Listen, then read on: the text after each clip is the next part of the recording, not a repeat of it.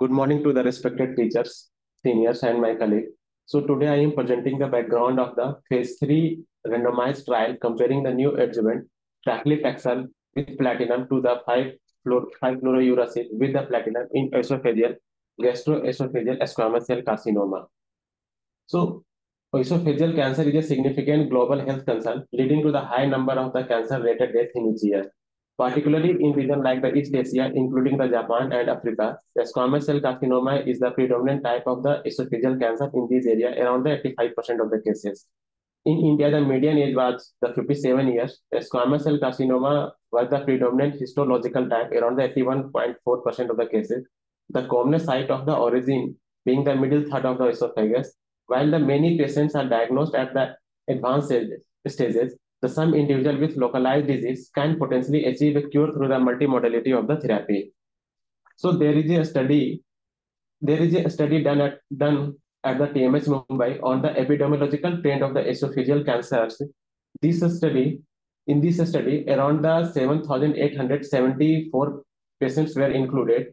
Most of the patients, around the 57% were the less than 60 or the 60 years of the age group. Around the 65% of the cases were the male. The esophageal cancer most commonly in substance abuse associated with the smokeless tobacco, around the 20% of the cases. The most common site of the cancer in esophagus is the middle third one, around the 42% of the cases. And the most common histopathology is the squamous cell, around the 81% of the cases. And in case of the adenocarcinoma, around the 19%. So this study concluded that there is no evidence of the epidemiological shift in the histopathological spectrum of the esophageal cancer in India over the last 2 decades, and 4 out of the 5 Indian patients with esophageal cancer have the squamous cell histology, with the commonest site of origin being the middle third. Esophageal cancer is a systemic disease with poor long-term outcome from the surgery alone, even at the earliest stage. Patients with lymph node positive esophageal cancer who undergo surgery as the sole therapeutic modality have a 15% chance of being alive at the 5 years. The predominant pattern of failure in esophageal cancer is the distant metastasis. Hence, tackling the macro metastasis with systemic therapy early in the disease course is very crucial. So first I am discussing about the new adjuvant chemotherapy trial in esophageal cancer. First one is the ANCONA trial done in 2001. In this, 2 arms were included: new adjuvant chemotherapy followed by surgery versus the surgery alone. The sample size is 96. In this, the chemotherapy regimen is cisplatin 100 mg per meter square on the body surface area on day 1, and the 5-fluorouracil 1000 mg per meter square of the body surface area from day 1 to day 5. Total number of the cycle used in this study is 2. So this study concluded that the pre-operative chemotherapy significantly improved the long-term survival in this. Next one is the Kelson et al. Study done in 1998. 2 arms, new adjuvant chemotherapy followed by surgery versus the surgery alone. The sample size of this study is the 440. The same chemotherapy used as in case of the ANCONA. The total number of the cycle used in this study is 3. So this study, in conclusion of this study, the pre-operative chemotherapy did not improve the overall survival. Next one is the MRC study done in 2002. In this study, 2 arms were the new adjuvant chemotherapy followed by surgery versus the surgery alone. The sample size of this study is 802. The chemotherapy regimen in this study is cisplatin 100 mg per meter square of the body surface area on day 1, and the 5-fluorouracil 1000 mg per meter square of the body surface area on day 1 to the day 4. Total number of the cycle used in MRC is the 2. The result of this study is 2-year survival rate where the 43% in new adjuvant chemotherapy followed by surgery and 34% in surgery alone group. Next one is the Law et al. Done in 1997. 2 arms were the same: new adjuvant chemotherapy followed by surgery versus the surgery alone. The sample size of this study is the 147, and the chemotherapy regimen is the cisplatin 100 mg and the 5-fluorouracil is the 1000 mg. Total number of the cycle used in this study is the 2, and the conclusion of this study is pre-operative chemotherapy significantly downstage and increase the likelihood of the curative resection, but the overall survival is not better in this study. So the next one is the new adjuvant chemoradiotherapy in case of the esophageal cancer. So first study is the NEO-CT REC study. In this study, there is a two-arm neoadjuvant chemotherapy with radiotherapy followed by surgery versus the surgery alone. In this, the sample size is 451. The chemotherapy regimen in this study is cisplatin 75 milligram per meter square of the body surface area on day 1 or cisplatin 25 milligram per meter square of the body surface area from day 1 to the day 4 along with the Vanorelvin 25 mg per meter square of the body surface area on day 1 and day 8. And the radiotherapy, total dose of the radiotherapy is the 40 gray in 20 fractions. Total number of the cycles used in this study is 2. So the conclusion of this study is the median overall survival was 100.1 month in chemotherapy, radiotherapy followed by surgery group versus the 66.5 month in surgery alone group. So there is a significant overall survival benefit in this study. Next one is the Sapiro et al. Study, also known as the cross trial. Neoadjuvant chemotherapy followed by with radiotherapy followed by surgery alone versus the surgery alone group. The total number of the sample size in this group is 366. Chemotherapy used in this study is carboplatin AUC2 on day 1 and paclitaxel 50 milligram per meter square the body surface area on day 1, and total dose of the radiation is 41.4 in 23 fraction. Total number of the cycle used in this cross trial is 5. So the conclusion of this study is median overall survival in squamous cell carcinoma was 81.6 months in chemotherapy, radiotherapy followed by surgery group versus the 21.1 months in surgery alone group. But in case of the adenocarcinoma, the 43.2 months in case of the chemotherapy, radiotherapy followed by surgery group versus the 27.1 months in surgery alone group. So there is a significant improvement in case of the squamous cell carcinoma as compared to the adenocarcinoma survival. Next one is the Marriott et al., also known as the FFCD trial. In this study, there is chemotherapy, radiotherapy followed by surgery versus the surgery alone group. The sample size of this study is 195.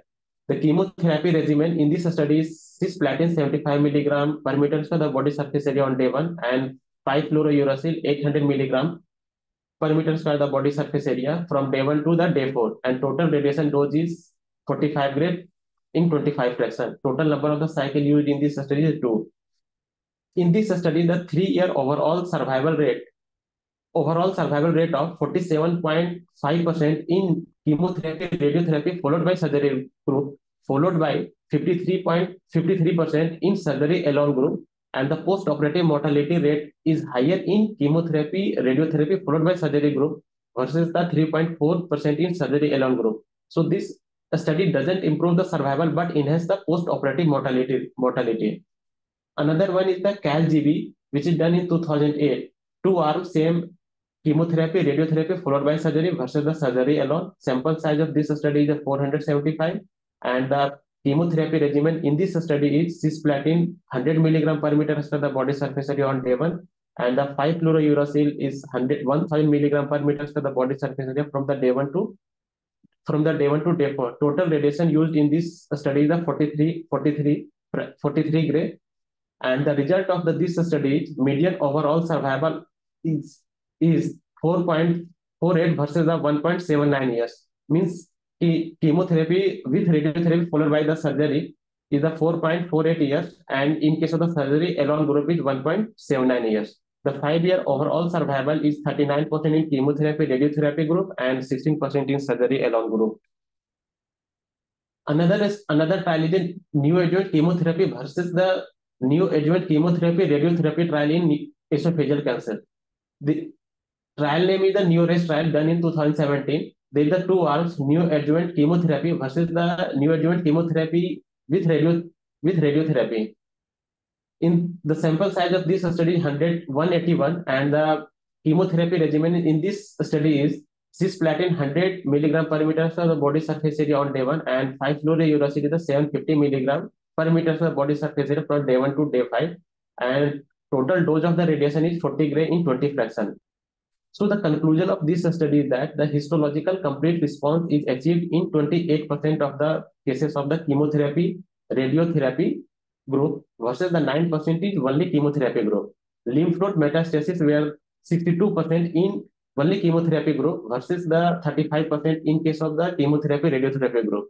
But and R0 resection rate was 87% in chemotherapy radiotherapy group versus the 74% in case of the chemotherapy group. There is no difference in overall survival between the treatment arms.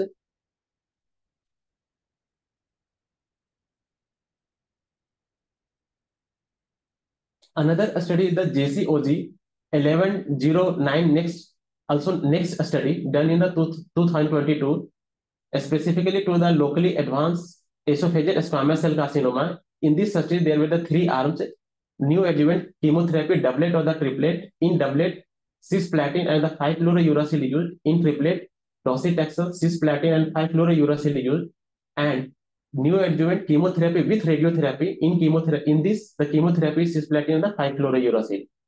Total number of the sample size is the 601. The treatment chemotherapy regimen in this studies in CF group, cisplatin is the 80 milligram per meter for the body surface area on day 1 with the 5-fluorouracil 800 milligram per meter for the body surface area from the day 1 to the day 5. 3 weekly. Total number of the cycle used in this is 2. And next arm is the DCF.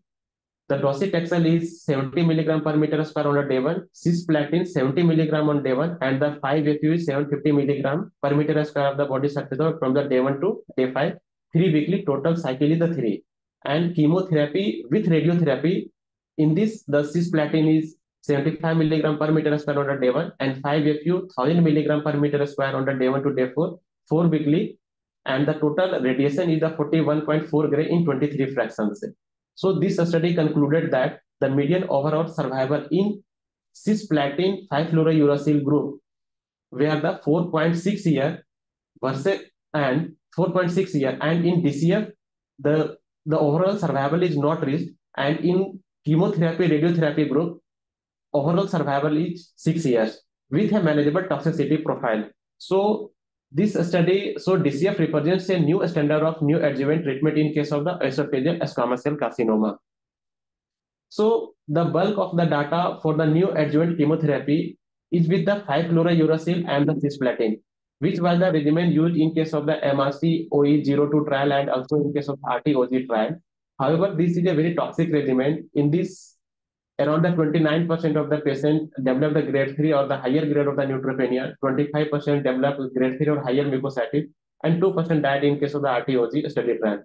So therefore, plan to assess whether the neoadjuvant chemotherapy with paclitaxel with platinum was the non-inferior to the neoadjuvant 5-fluorouracil with cisplatin in locally advanced, potentially resectable gastroesophageal squamous cell carcinoma. Thank you. Nicely covered, Ravindra. So from all the neoadjuvant NACT-RT and NACT versus NACT-RT trials, what Dr. Ravindra was trying to stress is that cisplatin 5-FU was the backbone for most of the trials in CA esophagus. But 5-FU being a toxic regimen, grade 3, grade 4 adverse events were higher, and it was very, very difficult to administer. So this forms the rationale for doing a study of taxane platinum versus cisplatin 5-FU. Sandeep, I think you can share your screen now. Yes, sir.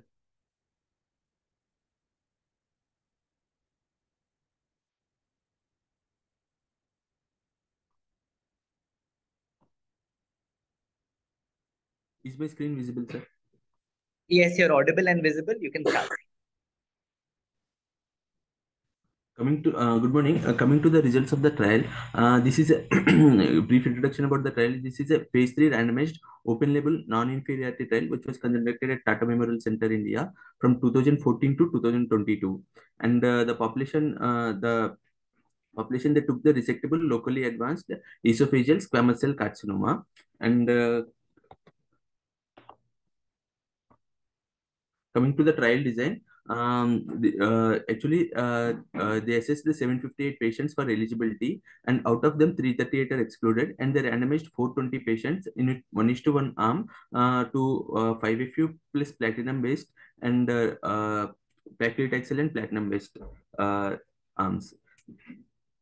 And coming to the aims and objectives of this trial, the primary endpoint initially they set was the regression grade in 2014, and after the interim analysis in 2018, they changed the primary endpoint to overall survival in 2018 after the results from the NEORES trial and the Australian trial, where they found that the pathological complete response at the major pathological response, which was not translated into OS in the locally advanced squamous cell carcinoma of esophagus, based on the results of the NEORES and the Australian trial.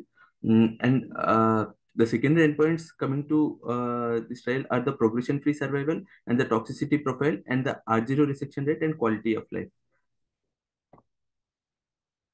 Coming to the study population, this is the previously untreated locally advanced squamous cell carcinoma of esophagus and GE junction, and who are potentially resectable and fit for platinum-based chemotherapy, either cisplatin or carboplatin. And patient's age group is 18 years or older with the performance status 0 to 1, and the peripheral neuropathy grade less than or equal to 2. Coming to the randomization, how they randomized, they randomized into stratified permitted block randomization, where this is nothing but a two-step procedure. First, there is a block size of 2, where they divide the population into cisplatin eligible and carboplatin eligible. In the cisplatin eligible, there are 298 patients, and carboplatin eligible 107 patients. After the block size of 2, they randomized the cisplatin block into either paclitaxel or 5-FU based chemotherapy, that is 1:1. And same, the carboplatin block also, they randomized into two arms, that is the carboplatin plus paclitaxel and carboplatins plus 5-FU in the 1:1 arm. And coming to the doses of these chemotherapy regimens, cisplatin they gave 75 mg per meter square, and with paclitaxel 175 mg per meter square, that is 3-weekly regimen, and 5-FU 1000 mg per meter square day 1 to day 4, and cisplatin 75 mg per meter square. And coming to the paclitaxel and carboplatin, paclitaxel 175 mg per meter square, carboplatin AUC 6, and 5-FU same 1000 mg per meter square day 1 to day 4 with carboplatin AUC 6. And the total number of neoadjuvant chemotherapy, they gave 3 cycles and at an interval of 21 days.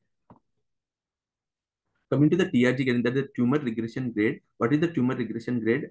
They used the Mandard et al. Criteria for this tumor regression grade, where the tumor regression grade 1 depicts there is no residual tumor, that is complete regression, only fibrosis without any viable tumor cells. And TRG grade 2 is rare residual cancer cells, that is fibrosis with scattered tumor cells are seen. And TRG grade 3 is the fibrosis outgrowing the residual cancer. Predominant component is the fibrosis with some tumor residual cancer. TRG grade 4 includes residual cancer outgrowing fibrosis. Predominant component is residual tumor. And TRG grade 5 is absence of any regressive changes. And coming to, based on the TRG grade, major pathological response, the TRG 1 and TRG 2 are included in the major pathological response. This is the URTC quality of life questionnaire, which was followed in this trial. That is questionnaire 30, QLQ 30. And second one is the quality of life specifically for esophagus. That is 18 questionnaire. OES 18 questionnaire is followed.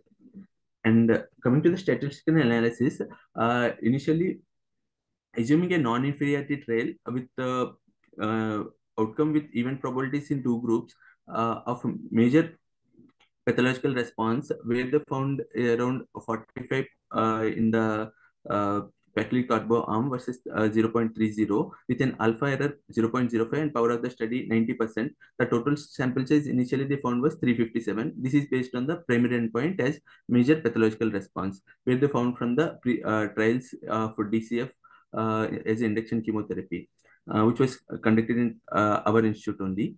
And after that, when they changed the endpoint in 2018 to overall survival, based on the results of our trial only, overall survival at 2 years with DCF form in locally advanced squamous cell carcinoma esophagus was found to be 43%. Based on that, and the hazard ratio of non-inferiority about 1.3 and 80% power and 5% alpha error, the sample size was estimated to be 420 patients, which is the background of the study. And the overall survival is analyzed only once, only at the end of the study. And normality of the data was tested by using Komalgrove Smirnov's test for normality. All the analyses were two-sided except the overall primary endpoint, that is the overall survival, which was a one-sided analysis, and the significance was set at p-value 0.05. Coming to the statistical method they used is the chi-square test for the categorical variables, especially the age, sex, weight loss, performance status, T and N category, smoking, comorbidities, tumor location in the esophagus, treatment arms, and the type of platinum used. And coming to the TRG grading, they divided the TRG into two arms, that is the two blocks, that is TRG 1 to 2 as 1 and TRG 3 to 5 as 1. They compared these two with the using of the chi-square test only. The Cox proportion hazard was used to obtain the hazard ratio independent variables in a multivariate setting with 95% confidence interval, and then the significance p-value was calculated and forest plot was obtained. For the analysis of quality of life, they utilized the EOTC scoring manual for the functional and symptomatic domains, and each domain was compared using unpaired t-test between the two arms, but the proportions of missing data in the both arms, they used chi-square test. Coming to the results of the trial, if we see the patient characteristics between the two arms, the age, sex, performance status, and the T and N category stage, these are almost similar in both the arms. Coming to the location in esophagus, most of the patients are predominantly lower thoracic esophagus and GE junction, and the tumor differentiation predominantly are grade which are not documented, followed by poorly differentiated is the predominant population. If you see the patient characteristics, median age of the population is 55 years, which is similar to the Indian distribution around 57 years, and 60% of the population are male, and median length of the tumor in most of the median length of the tumor is 5 centimeter, and if you see the tumor length more than 8 centimeter in this population is around seen in only 22.9% patients, and predominantly lower thoracic and G junction, that is 63.6%, and most of the patients around greater than 95 are more than T3 stage, and 16% are above N1 stage. And DVPD testing was done in only 20% of the patient population. Among the 20% of the population where the DVPD testing, we found only 19% of the patients having heterozygous mutation positive. And among these patient population, around 31.7% patient population, they were found to be ineligible for cross study.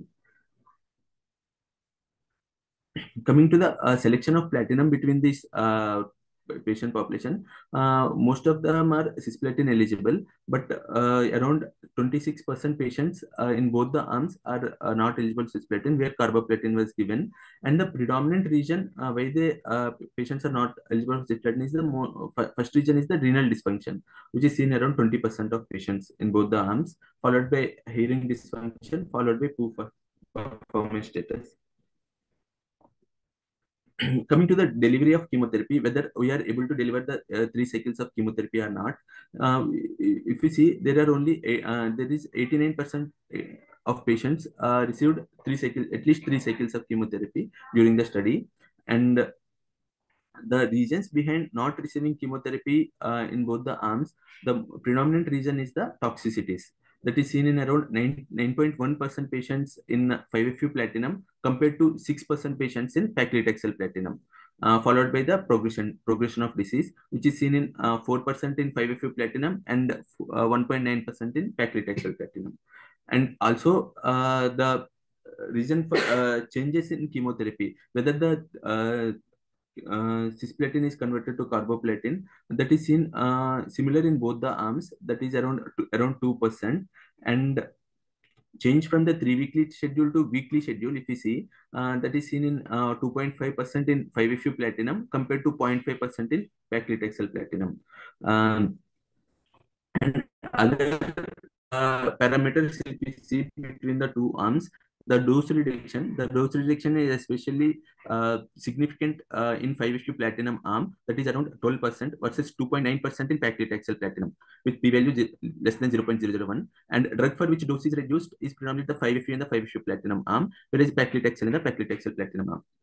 And reasons for dose reduction is predominantly the low blood counts and febrile neutropenia. And dose delays also are more in the 5-FU platinum arm, that is around 46.2% versus 18% in the paclitaxel platinum. And the predominant reason is also the low blood counts and febrile neutropenia.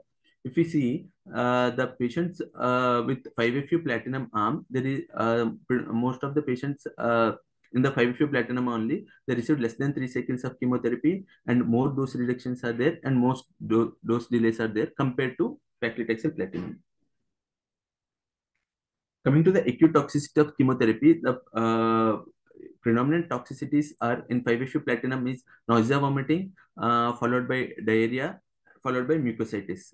And grade 3 most predominant is diarrhea and mucositis are predominantly seen in 5-FU platinum. Whereas if you see compared to the paclitaxel platinum, predominant is nausea, vomiting and diarrhea, and grade 3 diarrhea is also seen in the paclitaxel platinum around 6.4%. This is the most commonly seen. Compared to the objective response rates, if you see the response rates is in 64% in 5-FU platinum, where the predominant response is the partial response, 109 patients, followed by complete response in 10 patients. And paclitaxel platinum, if you see, the response rates are 73.7% with partial response 138 and complete response in 5 patients with significant p-value. If we see the progressive disease, it is around 9.1% in 5-FU platinum versus 2.1% in paclitaxel platinum. Coming to the surgery, type of surgery and subsequent therapies, if we see, the robotic VATS and laparoscopic is predominantly done in 5-FU platinum arm, that is 22.4 versus 15.4. Compared to robotic surgery is predominantly done in the TATS and paclitaxel platinum arm with but insignificant p-value. And coming to the type of resection, most of the patients underwent R0 resection, around 80% of patients. And R1 resection is done in around 8%, 8.7 in 5-FU platinum and 11.8 in paclitaxel platinum. And R2 resection, if we see, the R2 resection 10.3% done in the 5-FU platinum versus 7.4% done in the paclitaxel platinum. And following surgery, the adjuvant treatment they received, that is 12 patients received adjuvant chemoradiotherapy or radiation alone. And among them, 8 patients were in 5-FU platinum arm and 4% are in paclitaxel platinum arm. If you see the pathological characteristics, the tumor regression grade, the pathological complete response is numerically higher in paclitaxel platinum arm, that is 21.9% patients, than 5-FU platinum, which is around 12.4% patients with p-value significant, that is 0.053. Coming to the survival outcomes, that is the progression-free survival. If you see, for the median follow-up of 77.3 months, the median PFS was 17.4 months in cisplatin 5-FU arm, and it says 20 months in the paclitaxel platinum arm, but the p-value is not significant, 0.29 with hazard ratio 0.88. If you see the curves, there is a separation of curves from initial, and after 48 months there is a small separation of curves seen in between the two arms with 2-year OS. If you see the cisplatin 5-FU arm, there is 41.4% versus paclitaxel platinum it is 46.5, whereas in 5-year OS if you see 36.1% in 5-FU platinum versus 37.5 in paclitaxel platinum. Coming to the overall survival was non-inferior with paclitaxel platinum, that is 27.5 months with compared to 27.1 months in cisplatin 5-FU with p-value 0.3. And if you see the estimation of 2-year OS, that is 5-FU platinum 52.7 versus 52.2, which was almost similar, and 5-year OS is in 5-FU platinum 39.3 versus 40.6. This is the forest plot. The factors which are associated with better overall survival with paclitaxel platinum, we see the age less than 60 years, female sex, and R0 restriction. If you see, the R0 restriction is a greater predictor of better overall survival. R0 better overall survival in this patient population, and pathological complete response also depicts the better overall survival. Coming to the quality of life, patients treated with Pacli Platinum had a worse physical functioning. Visits of visit 2 and worse insomnia at visit 3 and worse dyspnea at visit 5. For all the other domains, there are no significant difference between the two arms, but there was no significant difference in the esophageal questionnaire of quality of life between the two arms, except for visit 4, where they found taste impairment as seen in Paclitaxel and Platinum arm. Thank you, sir. Nicely covered. I think Adira, you can go on to the discussion section. Yes, sir.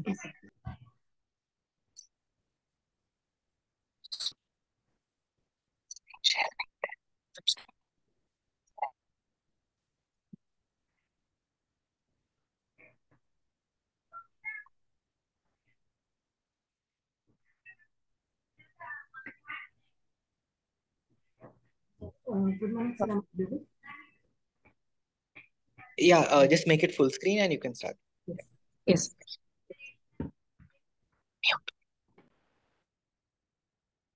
So coming to the discussion part of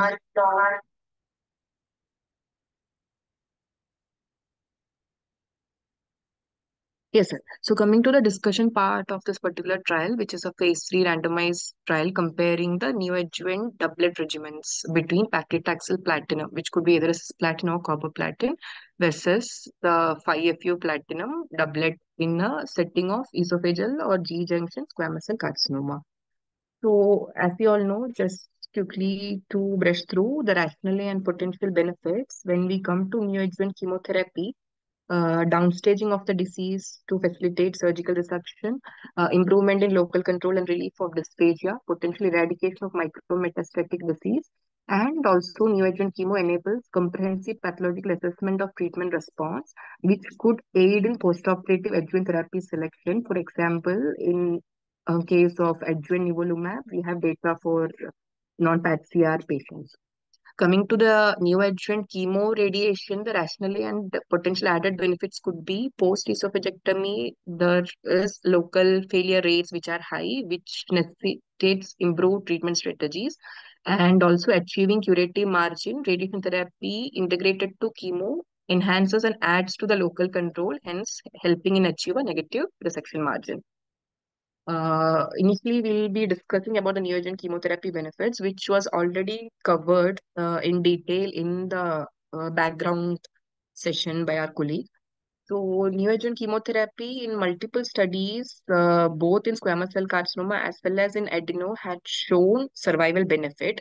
The forest plot on the right is specifically meta-analysis which have looked at the role of neoadjuvant chemo, including 6 studies which had looked at neoadjuvant chemo in squamous cell carcinomas, and that again, invariably between the histologies, neoadjuvant chemo has shown benefit. This table summarizes some of the main neoadjuvant chemo approaches which has been previously studied. These were also already discussed earlier. I'll just highlight on 3 or 4 of the main studies here. One is the RTOG 8911, which had used pre-op cisplatin etoposide compared to surgery alone arm. This study predominantly had squamous cell histology only, and the study could prove a overall survival benefit at 5 years, 26% versus 17%. On contrary to the RTOG study, the intergroup study 0113, where pre-op cis-5FU and adjuvant 5FU were compared with surgery alone arm, including the population of squamous cell as well as adenosine of esophagus, was a negative study which could not prove the survival benefit, but the study emphasized on the importance of R0 resection in outcomes. Another well-discussed study is the MRC OE02 study, where pre-op platin 5FU was studied against upfront surgery in a setting of squamous or adenocarcinoma esophagus. This MRC study was started in 1992, published in 2002. It included 800 plus odd patients, out of which 31% were squamous cell carcinoma, including upper, middle, and lower thirds of the esophagus. The study arms included 2 courses of cisplatin 5FU followed by surgery versus immediate surgery alone. This study could show an improved median OS, significant median OS of 16.8 months versus 13 months. and 2-year survival of 43% versus 34 months with a significant p-value. So MRC OE02 trial and the RPOG 8911 showed survival benefit of neoadjuvant chemotherapy in a setting of operable esophageal carcinoma. Another study to note here is the last one, the JCOG 9907, where they included only squamous cell carcinoma patients, 300 plus odd patients, 160 each in each arm. They had two arms which basically looked at neoadjuvant cis-5FU versus adjuvant cis-5FU in squamous cell operable esophageal carcinoma. This JCOG 9907 showed a 5-year OS benefit of 55% in the neoadjuvant arm compared to 43% in the adjuvant arm. Thus, from all these study results, the neoadjuvant chemotherapy became a standard of care in resectable esophageal squamous cell carcinoma. So we have seen the main studies and the results which have paved way to the neoadjuvant chemotherapy in esophageal carcinoma, and particularly few studies which have looked at the esophageal squamous cell carcinoma. Now coming to the NACTRT studies, with 2-3 studies which we need to concentrate on. One is CROSS, which we'll come to later. Another is the French group FFCD 9901 study. They had both squamous as well as adenocarcinoma population. They have looked at cis-5FU-RT followed by surgery versus surgery alone. The French group study had predominantly squamous cell carcinoma around 70%, but this study could not prove a survival benefit or an improvement R0 resection. Even though they had a PCR rate of 33%. This could be explained probably because the majority of the study included stage 1-2 esophageal tumors. And the positive study initial which came in this group in the NACTRT is the NEO-CR-TEC study 5010, which had predominantly stage 3 esophageal cancers, which included only squamous cell carcinoma, where they used vinorelbine platinum RT followed by surgery versus surgery alone. This study showed a higher R0 resection rate, which was 98 versus 91%, a pathological complete response of 43%, and also they could prove an improved OS and PFS benefit with the use of NACTRT. The French FFCD study was not showing benefit in terms of survival, whereas the NEO-CR-TEC study had shown survival benefit in the setting of NACTRT in esophageal SCC. Coming to the well-discussed CROSS study, the CROSS study we know which has looked at NACTRT with Pacli carbo included squamous as well as adenohistology of esophageal tumors as well as G-junction tumors, the predominant population being adenocarcinoma.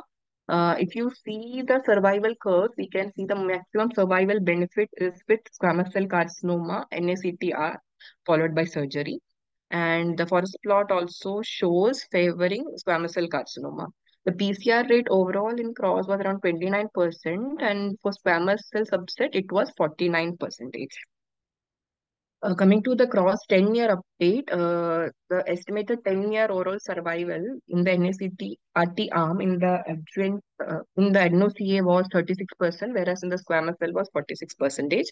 The 10-year CROSS update showed a sustained overall survival benefit with NACTRT.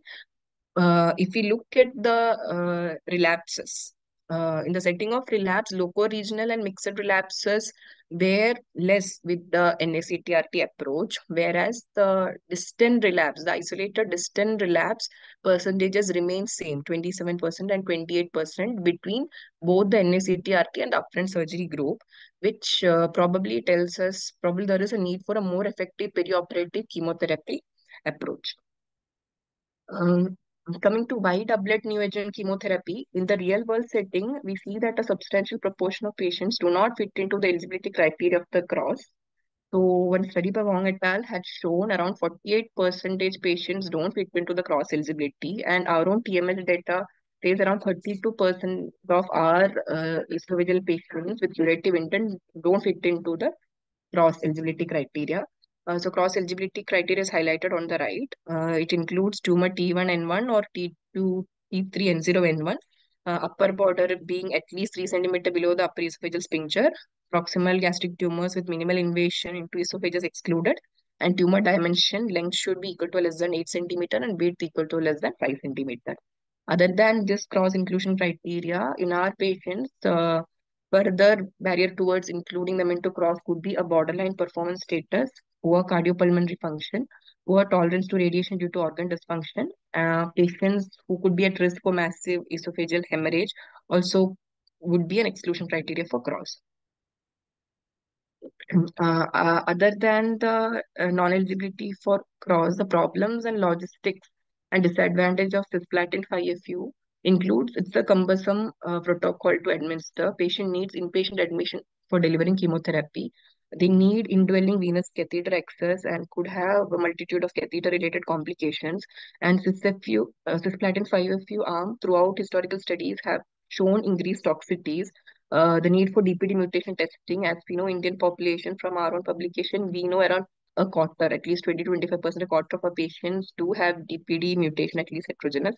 So DPD mutations testing and the increased side effects in our patients and the known cardiac side effects of IFU.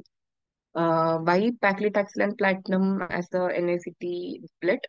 There have been previous phase 2 studies. One of the study, it's a phase 2 study where they used Pacli carbo as an induction chemotherapy, which study started in 2003, and they looked at 26 patients who were potentially resectable esophageal cancer. And out of the total population, 42 patients were squamous cell carcinoma. The study had shown promising results, which an objective response rate of 61%, R0 resection rate of 69%, PCR of 25% in squamous cell carcinoma, and a 3-year OS of 48%. So the study showed that Pacli carbo could be used as a NACT in potentially resectable esophageal carcinoma. From TMH, again, we have data on NACT prior to this study. This is a study which looked at efficacy and safety of induction weekly Pacli carbo in esophageal cancer. It's a retrospective study, which included 141 patients, and out of which 87 patients with squamous cell carcinoma. So here, the study particularly included the population who were elderly, who had some renal dysfunction or comorbidity. So here, patients resectable included were 32% and borderline resectable were 48%. The regimen used is weekly Pacli 80 mg per meter square and carbo AUC2, and median of 6 cycles were given. The objective response rate was 61% in the study, and at least 57%, half of the study population could further undergo radical treatment.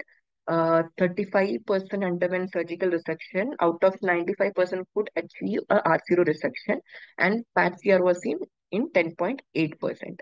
And the median OS of this weekly Pacli carbo was around 20 months. So the once a week Pacli carbo regimen demonstrated significant efficacy in terms of response rate and survival outcomes. And this regimen was associated with manageable toxicity, the toxicities predominantly being hematological toxicities.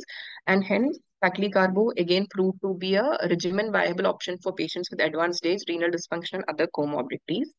So with all this background data, we had done this phase 3 trial which compared paclitaxel platinum versus 5FU platinum in esophageal squamous cell carcinomas. We had 420 patients, and they received 3 cycles of Pacli platinum versus 3 cycles of cis-5FU, and the study had resulted in a non-inferior OS.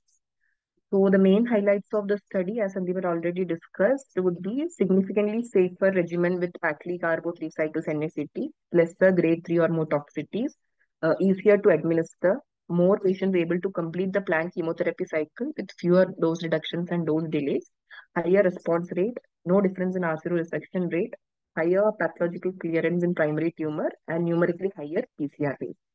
So these survival curves have already been discussed.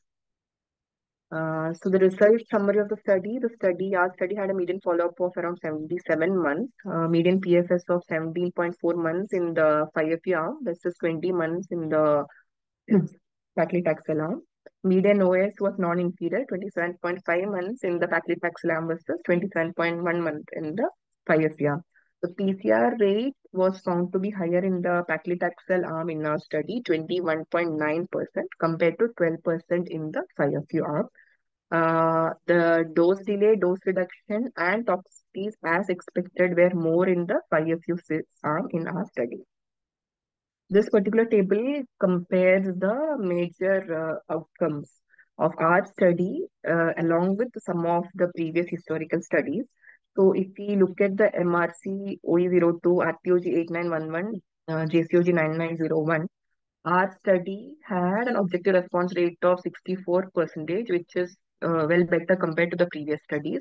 The R0 resection rates between the studies compared to ours looks comparable. PCR rate of our study was 17.4%, and median OS of our study is around 27.1 month compared to the previous historical studies, which had a median OS around 16.8 and 14.9 months.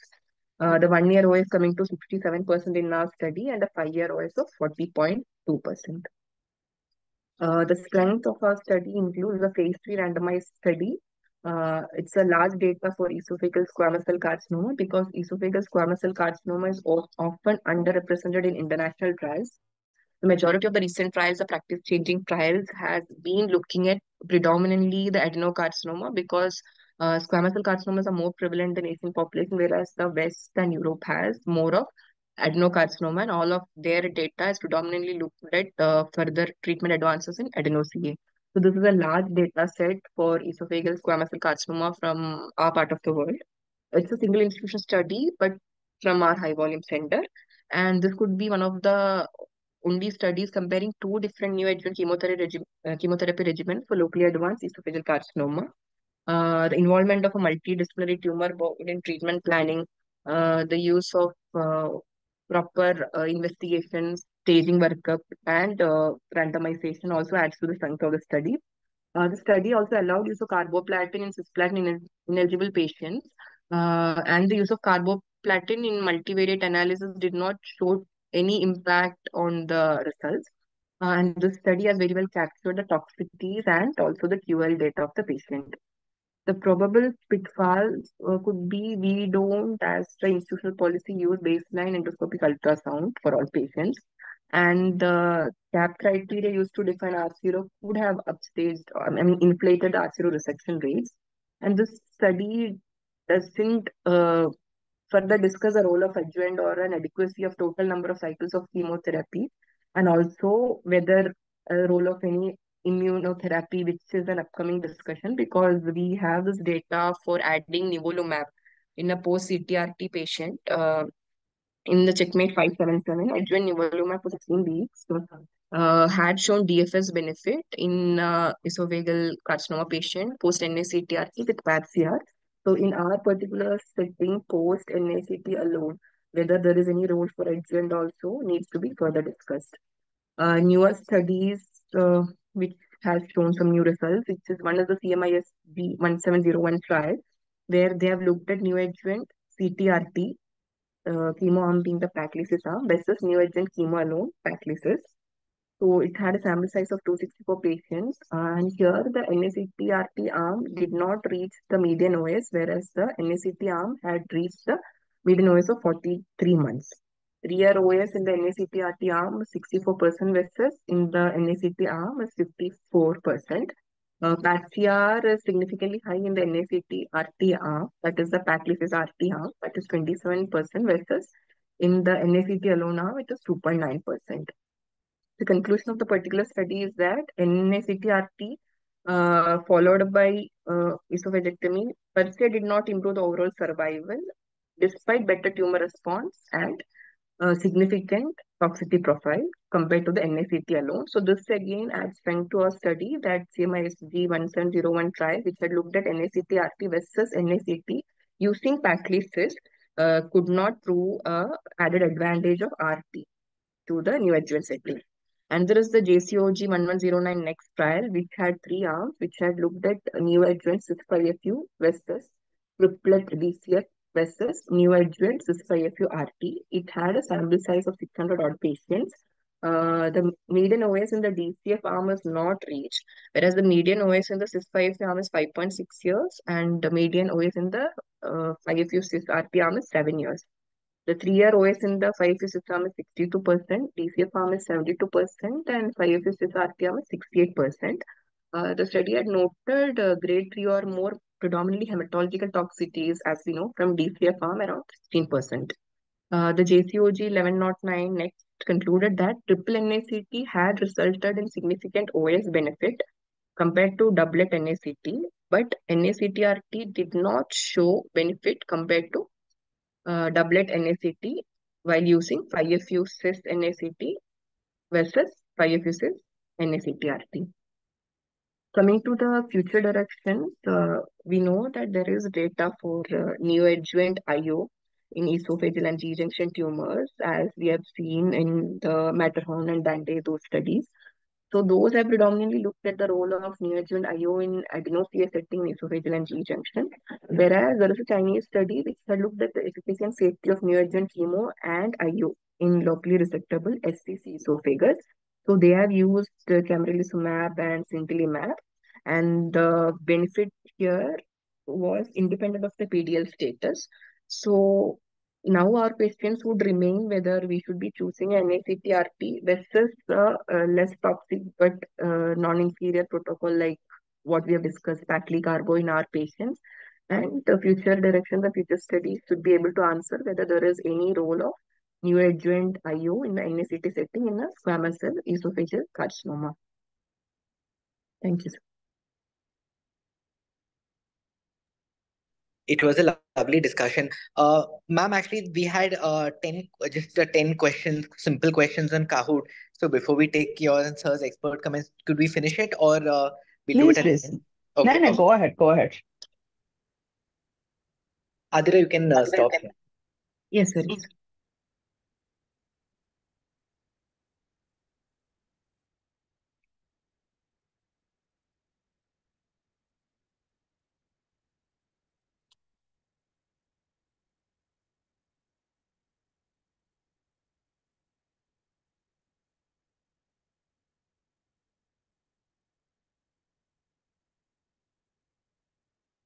So, am I audible and is my screen visible?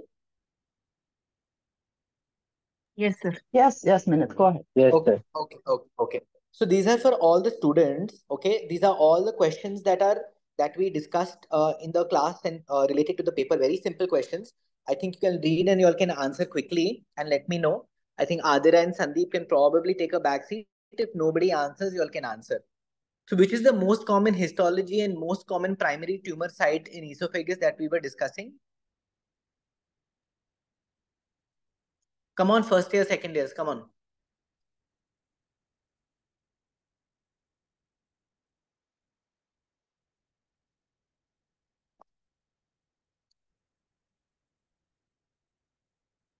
There is nobody in the attending the journal club? Aarti, Anjali, Chirant, nobody's there? Sir, we are here, sir. Dylan. Sir, So we are which is the here. Anjali, ma'am. okay. Okay, so squamous cell carcinoma and middle third is the most common. And I'm going on to the next question. You all can... Minit, so ma'am. this is in general, you're asking esophagus or according to the study? No, so I was going to actually discuss. So this was as per the General. 7,000 patient data, and in our study Okay. it was 63% was squamous in the lower third. So this was as per the yes. Yeah, because there's a difference when we are talking about all Correct. esophagus. That is Correct. any thing. No? Yeah, go ahead. I just wanted to make that distinction. Yes. So the MRC OE02, RTOG 8911 and JCOG 9907 are trials pertaining to definitive CTRT, NACT versus NACTRT, NACT regimens, or NACTRT regimens. Could you say it loudly? Yeah, so all of these were discussed by Adira right now. So all of these are various NACT regimens in CA esophagus. Okay? Okay. Okay. The median OS and the 10-year OS of the NACT arm in the cross trial in esophagus are. This is overall, adeno plus squamous both together.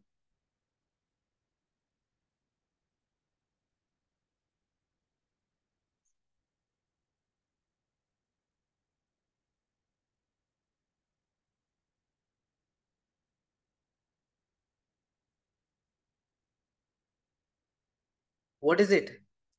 The median OS was 50 months, right? The median OS was 50 months. This is what Adira also discussed, and it discussed by Dr. Ravindra also. and the 10-year OS, this is both adeno plus squamous. So why do you think the median OS is 50 months and the median OS in the squamous arm is 87 months? Why do you think there is a difference?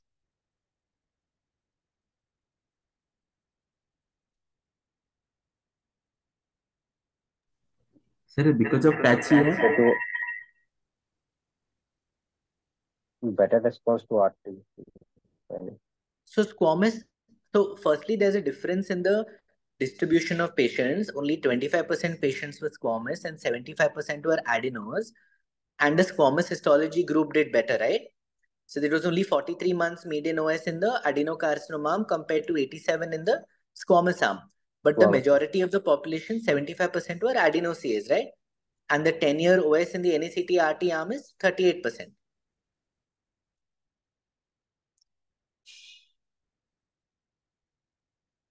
So what was the initial and amended primary study endpoints in our study? This is what Dr. Sandeep discussed. So the initial was TRG and the final was? Yes. Okay.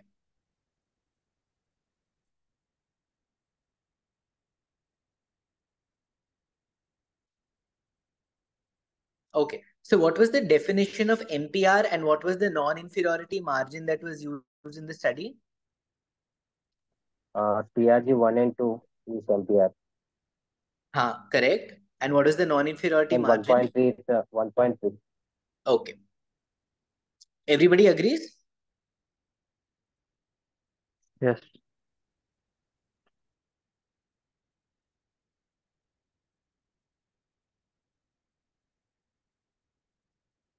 Okay. The NACT discontinuation rates, actually very important. So what was the NACT discontinuation rates in the cis-5FU arm and the Pacli carbo arm, Pacli cisplatin arms? So those who could complete less than 3 cycles.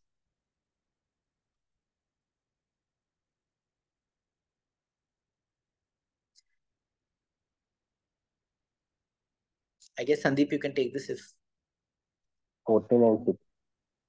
correct. So 14% and 6% were the discontinuation rates in the cis-5FU arm and the Pacli cisplatin arms respectively.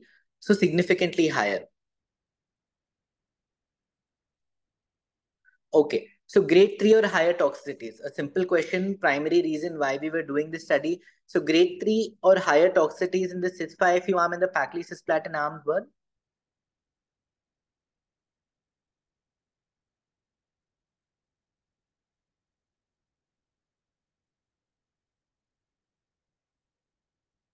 Come on, primary reason why we're doing this study.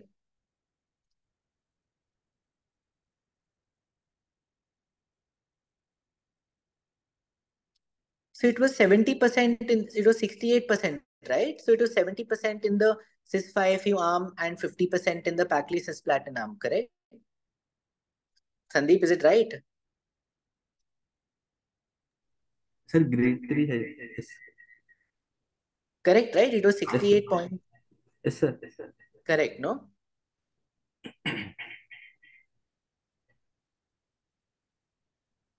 Okay, with regards to pathological response rate, which is the true statement?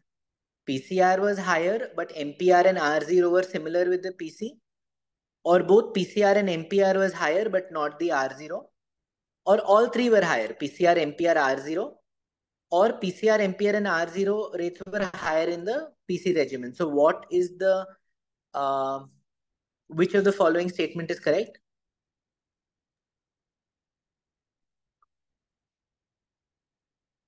Nobody.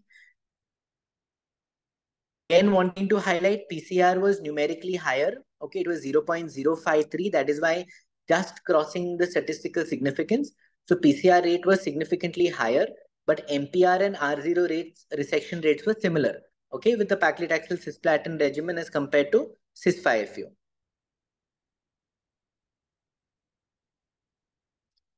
Yes, last 1 or 2 questions. So what was the median PFS and OS of the PC regimen? Come on, quickly.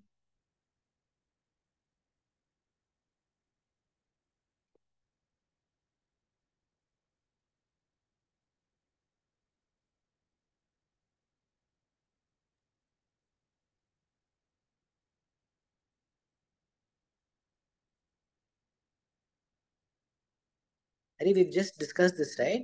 What is the PFS and OS? So the median PFS of the Pacli cisplatin arm was 20 months, right? And median OS was 27 months. Am I audible? No, you are audible. It looks like either nobody is interested or no one has read the paper, or I don't know. Have people read the paper? And I guess even if you haven't read, if you have been paying attention, all of this was covered. I think last question and we'll. So which of the following statements are true? So carboplatin was a cisplatin alternative in previous landmark trials. Nearly 15% of our study patients were cross-ineligible. EUS was performed in less than 12% patients at baseline, or clinically significant DYPD mutation rates are seen in 10 to 15%. Which of the following statements are true? I think all of this Adira had covered just right now.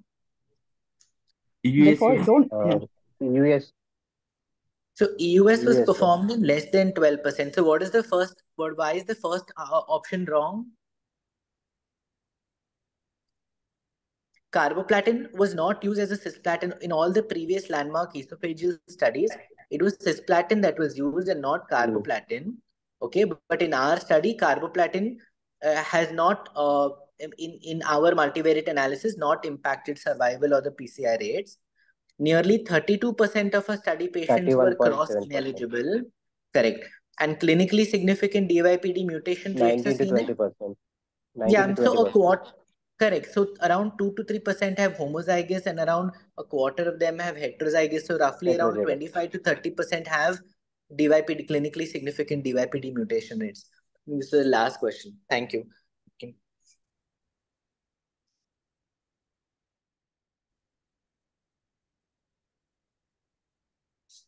Thanks, Sorry, Vinod. ma'am, if you have any. Yes. Does anybody have any questions before we start any discussion?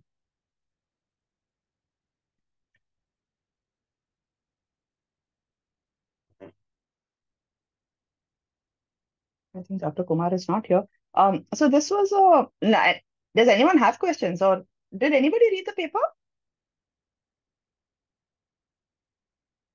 I know Athira and Sandeep, you would have had to read the paper. Did anyone else read the paper? ma'am, I have one question. Who's this? Ma'am, Sandeep, ma'am. Sandeep, boliye. But before you ask your question, I'm curious. Did anyone read? Minute we circulate now the paper that we are going to be discussing. Yes, ma'am, it was circulated. So it looks like not a single person read it.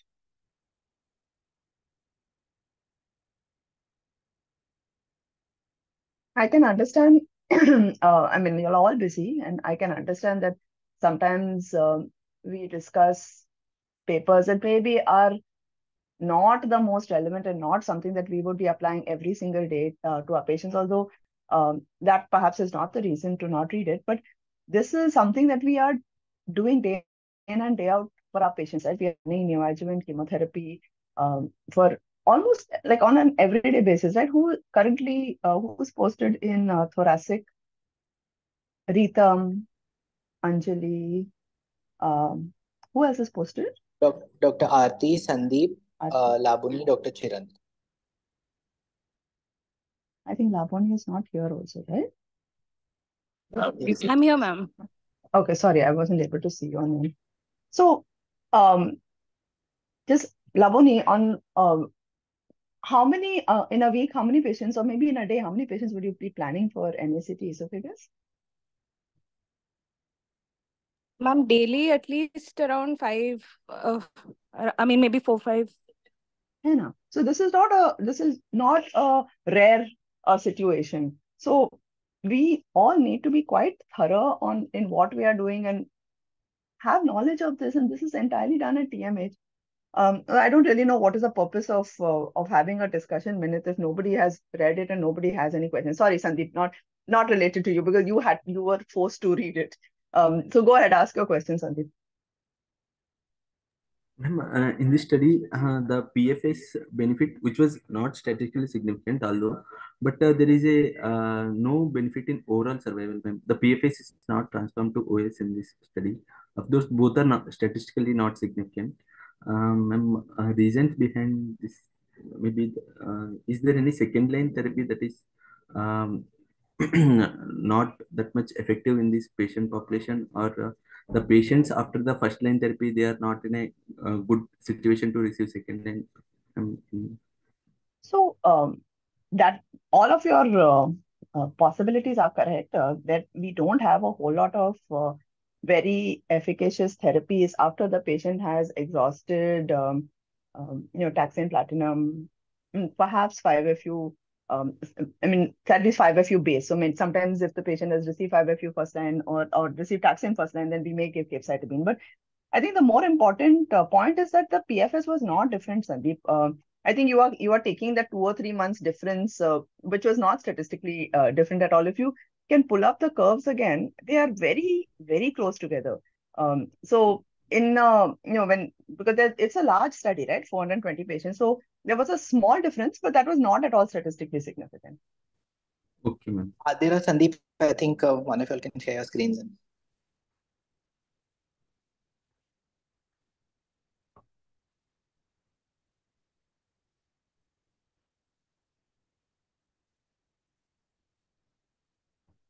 Or you all can go back and look at it.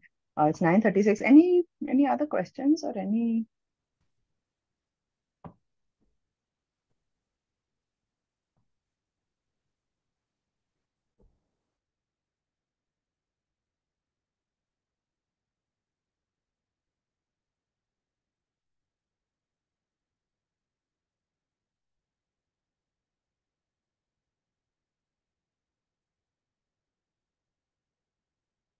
Go to the Kaplan-Meier curves. I can only see the quality of that form.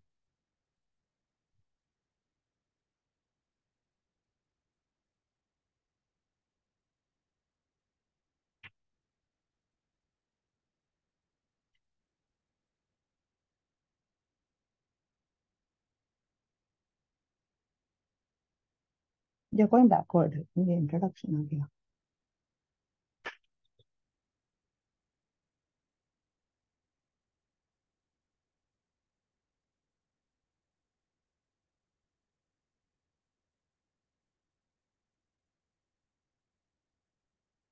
So this, maybe we should have invited Vibhor. So this study actually was started in 2014. I want to say, I can't remember Yes, exactly. ma'am. It was 2014. 2014. It was Vibhor Sharma. He was our resident. He was Dr. Kumar's resident. So this was his thesis project. He's now in Delhi. And we had written it initially as we had thought, when you start a study, you write, you think that it'll complete in a couple of years or 2 or 3 years. But 300 patients, what's the big deal? We see so many patients in TMH, but it took us a really long time. And we had written TRG as a primary endpoint. We then changed. Any thoughts why we changed? Was that an appropriate change? So initial sample size was like some 350 or 380, and TRG was the primary endpoint.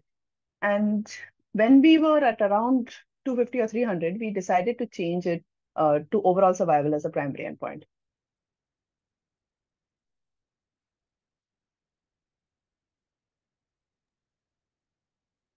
Adira, I think you discussed this, right? That TRG was changed to OS based, or Sandeep discussed this. Yeah. Ma'am, after the results of NEORES study in 2016, where the PATCR rates that are not transformed to OS rates, ma'am, there is a significant difference in PATCR. But if you see the OS rates in NEORES study, where they compared neoadjuvant CTRT versus neoadjuvant chemo, there is no significant difference in the OS, ma'am. That's why the major pathological response, if it is not significant correlation with OS, that's why we changed the Yeah, no, that's absolutely TRG correct. to So having so TRG, PAT-CR, these are surrogate endpoints, right? And you want to know that what you're measuring, if there is a difference, it does that ultimately translate to an actual difference for your patients. So is your patient living longer? Is your patient living better? Or receiving this similar therapy with less toxicity? So none of these were got fulfilled by TRG. So TRG did not really directly translate to any kind of survival endpoints, and definitely did not, there was no difference. TRG would not translate to quality of life or to um, toxicity. So we thought that this is not an appropriate endpoint. At that point earlier, there were many studies that showed that maybe it did translate, but those are all earlier phase studies.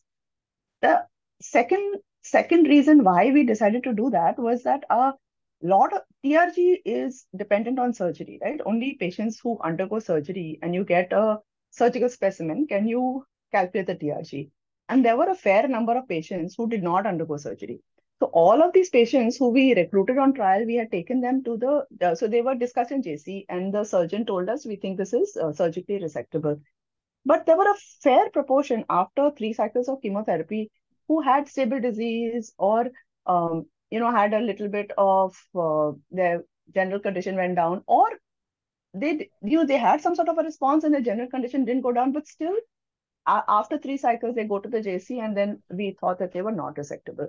So if they don't undergo resection, then you don't get TRG, right? I mean, so then those none of those patients would contribute to the primary endpoint. So putting all of these reasons together, we changed it to overall survival. Okay.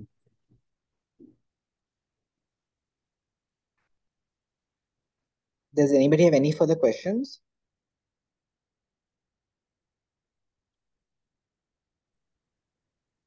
So I think first of all, big congratulations to do this such a study. Doing a study for 8 years is not a easy job for this type of disease. So I think now it is a giving alternative to patient IPD to we can give these things in the daycare basis. In fact, in many patients. So what is our new plan that we are looking for this adding going to the DCF now? By in review of the new data, future plan are adding some immunotherapy for this type patient, because one thing is achieved that yes, PS2 patient are a real world setting. This is a very good regime. So what is the next our next plan? Perfect. Thank you, sir. So I think I'll let Minit answer that. Minit is our youngest and smartest consultant. Minit, what are your plans? So actually, we had thought about this, and we were trying to how we can actually effectively incorporate triplet regimens in our OPD, considering all our logistic issues and so many toxicities we face, and lack of admission, and all these PICC related complications and cost. So we thought about how we can actually effectively incorporate or give most of our patients a triplet regimen. So along with DCF, we're trying to replace maybe 5-fluorouracil with capecitabine based regimens, and we're assessing how their response rates, both PET scan wise, means both radiological response rates and pathological response rates. So we are in the process of seeing the safety and efficacy, and few of our preliminary results show that PCR rates are roughly in the range between 30 to 50%, and almost all of them, like around 95 to 96%, we could complete 3 cycles of triplet based NACT regimens with grade 3, grade 4 toxicities of around 32%, and none of them developing neutropenias, neutropenic sepsis or FN. So we are trying to modify our regimens a bit so that we can incorporate these triplet regimens. And now we have reached around 50-60 patients. And considering the safety profile of this triplet, adding immunotherapy over it, so seems feasible. So that is how we are trying to build upon and develop this triplet regimen, because sitting in the general OPD, I realized that we cannot give DCF, and we do not have so many beds for admission and logistics for to take care of these patients. So we're trying to find out alternatives, and considering the safety profile of probably shifting 5FU to capecitabine allows us to add a quadruplet in the form of an immunotherapy. So we are working our way on this, sir. So what is the result between 5FU and capecitabine? That is appear very exciting for this year. What is Yes, preliminary sir. finding? Correct. So actually, it was just a single arm. We've just done analyzed our our DCX. So we've not kept the comparator cohort as a 5FU based, but probably we are planning to keep compare it with two of the previous historical regimens. That is, one is taxane platinum alone. That is one, and second is DCF. So probably we'll have a comparison based on a historical cohort like that, but we have not head-to-head compared capecitabine and 5FU as of now, sir. The sample size and the number of patients who underwent surgery were less. So as of the last analysis that we did in May, only 8 had undergone surgery, so very few. So right now, 8, 10 more have undergone surgery. So when we probably analyze again, we'll come to know better results. Thank you. Thank you. Thank you, sir.